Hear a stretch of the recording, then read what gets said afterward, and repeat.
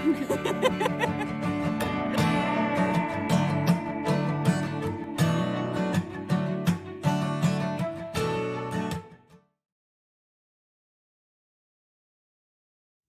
guys, it's Cheer and welcome to What I Wish I Knew Before Hiking the CDT.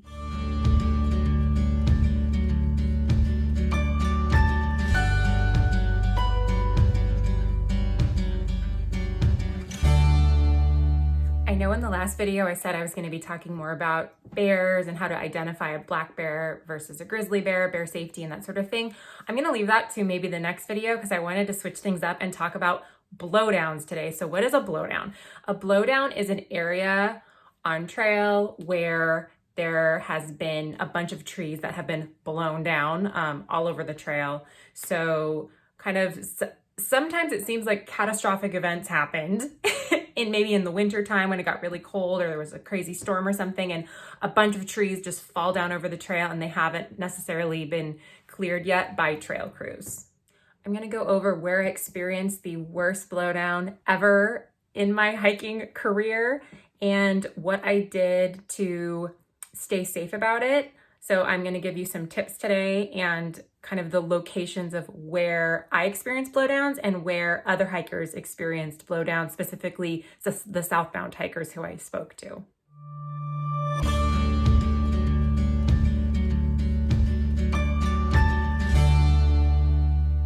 On the Continental Divide Trail, there are definitely areas where there are blowdowns, especially if you're hiking earlier in the season. So I split up my Continental Divide northbound hike into 2 years. So I did the first half in 2021 and the second half in 2022. So when I was going through particularly the Wind River Range in Wyoming, it was around July 4th. So it was earlier than a lot of the northbound hikers, earlier than they usually go through. So we were some of the first people, me and my trail family were some of the first people going through that area. So there was still snow. Trail crews hadn't been through there yet. So we ended up experiencing the worst blowdowns before something called the Cirque of the Towers alternate. So 3 miles before the Cirque of the Towers alternate was the worst blowdown area I've ever experienced. It was 3 miles, a continuous 3 miles before the junction. So for your northbound hikers out there, 3 miles before the junction. For the southbound hikers out there, 3 miles after the junction, if you do choose to take that alternate, which a lot of people do. I did hear from other hikers that if we would have stayed on the actual Continental Divide Trail, so staying red on the red line, the blowdowns were even worse. I was hearing 10 to 15 miles of blowdowns versus taking kind of the alternate way to go. So we chose to go the alternate, and that was one of the reasons why. And it's also a really beautiful stretch. So I'm going to show you a little bit later on in the video some footage I took from there and how beautiful it actually is, because it actually was worth it, but it was definitely a struggle getting through. I'm specifically going to go over that area because that was where I experienced the worst blowdowns, but I just wanted to also mention hikers talk, right, on these long distance hikes. So I did talk to a lot of southbound hikers, and they were saying that in the Bob Marshall Wilderness, they experienced really bad blowdowns. When I ended up going through later on, a couple months later at that time, the blowdowns were all cleared. So it depends on when you go through. If you're a northbound hiker going through the Bob Marshall Wilderness, will most likely, at least for us, be cleared by the time you get there because you're getting closer to Canada at that point. So it's kind of at the end of your hike. So in a lot of cases, you'll hear maybe southbound hikers or northbound hikers, depending on which way you're going, talk about these blowdowns. And sometimes they'll be cleared by the time you get there. So hikers talk. And also, if you're planning on hiking the Continental Divide Trail, there's something called Gut Hook, or now it used to be called Gut Hook. Now it's called Far Out. It's an app that most hikers use to navigate. And on there, hikers can leave comments on certain waypoints about these blowdowns. So most likely you'll know about really bad blowdowns before you get there, so you can kind of plan accordingly. Sometimes there are routes around and that sort of thing. So I'm specifically going to go over this 3 mile section and show you footage of this 3 mile section that was the absolute worst blowdowns. Just to give you guys some context, the Cirque alternate that I'm talking about is in the stretch, if you're going northbound, between Lander and Pinedale. So my next stop was Pinedale. So it's right after Lander, actually a day or so after that. And even before that, there were also some blowdowns that were literally being cleared the day after we went through. So those luckily weren't too bad. But then once we hit kind of the 3-mile mark before the junction, that's when things got really bad. So I'm going to show you what that looked like. Welcome to the blowdown jungle. I don't know if you guys heard that, but Cheer just now said, welcome to the blowdown jungle. As we're navigating the blowdowns, just a bit south of the cirque over here. The blowdown saga continues. This is literally the trail. It's awful blowdowns. Steve and Snickers navigating. Ooh, look at that. Still smiling though. There are certain areas, and I can't remember exactly what type of area this is, but certain types of land, like maybe forest service land or whatever it is. I'm sorry, I'm not an expert on that, but certain types of land that you hike through, trail crews are not allowed to carry heavy machinery in. They're not allowed to use chainsaws or anything like that. It has to be like all handheld stuff. So, and if you guys have more information about this, leave it in the comments because I'm not an expert on this. I just kind of hiked through and dealt with it and didn't really get into the details. But this specific area, apparently, what I heard, what I read, trail service or trail crews are not allowed to use heavy machinery. So I can't even imagine trying to clear this without heavy machinery. So this has been a problem, from what I understand, for years, this specific section. And from what I understand, there's no plans to clear this section. So even if I hiked in 2022, this area, so going forward, this might still be a problem for whoever is hiking the trail, this specific section.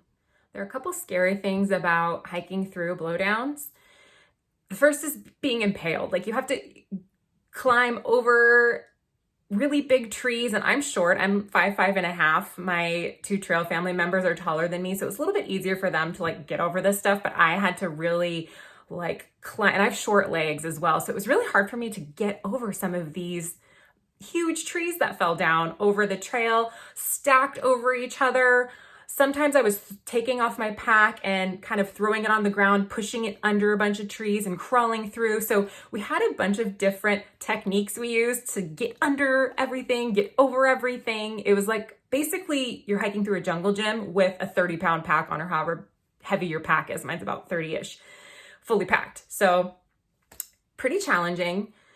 It really zaps your energy. I wouldn't recommend doing it at night. Some people I talked to were stuck and there was no place to camp in this area. So they were stuck at night trying to get through this. So plan accordingly in this specific section. As I mentioned, I'm on the shorter side and I have shorter legs. So I was kind of scraping up against the trees, trying to get over the trees, trying to get under the trees. And I noticed when I got home that I had marks on my legs. And when I got home, this was months after I went through these blowdown areas. So I ended up having huge scars on particularly my right shin. So that's just something, it's just battle scars of the CDT I have to live with now. They're still there, and right now it's December. So it's been months since I did this and now I have scars. So just, I would say be careful when you're hiking through these areas and kind of climbing over things. If I would have known what I know now, I would have maybe gone slower and maybe worn long pants. I know the pants would be thrashed, but it might have protected, I was wearing shorts through this area, so it might have protected my legs a little bit better. Now I have scars, so it's fine. Battle scars, it's all good, but I think knowing what I know now, I would have maybe protected my legs a little bit more through this stretch, and just maybe in Pinedale, where I ended up after this stretch, maybe just throwing the pants away or something. So definitely got a little bloody through this section. It also didn't help at this time of year. There were mosquitoes everywhere. It was the ultimate worst time to be in that area. And of course, when we were trying to go through the blowdowns, trying to focus on not getting impaled, there were mosquitoes coming from all angles, just attacking. So that made it even worse. And again, this was around July 4th, time frame. I think it was July 3rd when we were walking through the blowdowns. So just timing wise, it wasn't that great either. We're still in the blowdown area, so it'll be easy to hang tonight. We have a river crossing. I don't know if you can hear that. We were gonna do that tonight, but we're so tired with the blowdown hiking. It's like a jungle gym. It didn't seem smart to cross tonight just because we're so tired. So we're gonna do that early in the morning tomorrow. Yeah, just wanted to give you guys an update. It was kind of a tough day, but I think we managed 14 miles. So we're right at the junction for the circ. So we're gonna start the circ tomorrow. It's like 0.2 miles away, but 0.2 miles in a blowdown could take like half an hour or something. So yeah, it's almost like hiking through blowdowns like this. This is the worst I've ever dealt with. It's like slower than hiking in snow, like post-holing in snow. It's slower than that. So anyway, it's been kind of rough today, but we found some decent campsites back where we came from. So we don't have to cross tonight, cross the river. So anyway, good night, everybody. I also think I should mention that certain areas, like in Colorado, there was still snow, and sometimes snow packs over blowdowns. So definitely I would caution, just be careful when hiking over blowdowns when you're in snow, because there could be air pockets that you can sink through. So that was actually for me, very scary, was you don't know what's underneath you. So definitely be careful when you're hiking in the snow particularly. And you can kind of tell too when you're hiking, you could see that there are a bunch of trees that have kind of fallen down or are sticking out from the snow. So definitely either try to find a way around if that's possible. I know sometimes it's not possible, like certain areas I couldn't go around. It was just everywhere. Just definitely go slow and be careful. So my tips, go slow, don't go fast. I know as through hikers, long distance hikers, we have an agenda. We have to get certain places. We have to make miles, but you also do need to be careful. So this is just my advice. You got to do what's comfortable for you. So this isn't all encompassing advice. I'm not an expert. I'm a hiker. So this is just my experience, but I'd say go slow. It worked out pretty well for me. I didn't get impaled. I'm still alive. I have a little, scar situation going on, but nothing crazy. So definitely go slow. I was almost kind of going over everything in slow motion. I felt like I was in the Matrix. So you can make it fun that way. And my trail family and I kind of had different moves. We would name different moves. Like sometimes if there was like a log that was kind of in our way and we couldn't really go over them, we would sling our arms around and kind of go underneath and do this cool move thing. So you can make it fun, especially if you're with other people. And I do recommend if you go through sections like this, it really does help being with other people. So if you could band together with somebody, another hiker or two, that really helps too, especially with morale, because if I had to do this part alone, it would have been scary for me. And it also just would have sucked because there were the mosquitoes and that sort of thing. So if you can get together with other people, if possible, that would be really great. And like I said, hikers talk. So definitely get all the intel you can. Just talk to hikers, stop them. If you're passing people, say, hey, what's up ahead, and they'll tell you. So definitely talk with hikers. And like I also mentioned, the Far Out app will most likely have some information on there about blowdowns and that sort of thing. And if you can get around, sometimes there are routes around. There's a lot of alternates on the CDT. It's kind of a choose your own adventure trail. So sometimes there might be alternates around these blowdowns. Sometimes not, like the circ alternate. We had no choice. There was nowhere else to go. So just pay attention to maybe some of the options that you could have. And if not, go slow. Okay, it's an embrace the suck morning. We got a ton of mosquitoes and more blowdowns. Oh, goodness.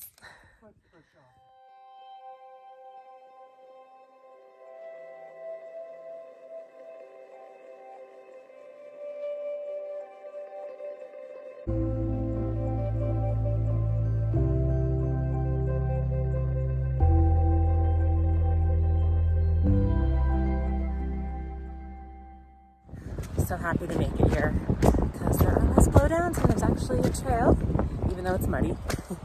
Not too much snow yet, but we'll see. We're supposed to get to 11,500 feet today. I think we're, I don't know, maybe around 10,000 right now. So we will see what happens.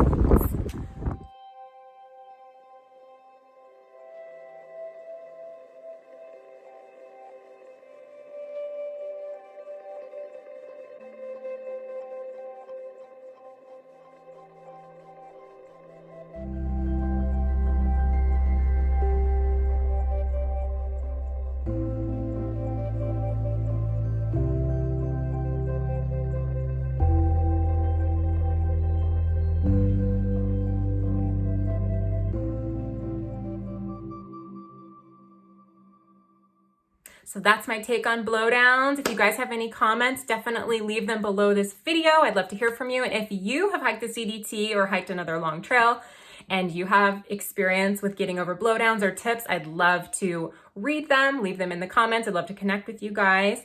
And I also was thinking maybe I could take some requests. If you guys want to hear about a certain subject about the Continental Divide Trail, I'd love to answer your questions. Or specific topics. So if you have any feedback, definitely leave a comment below. See you next time. Yes.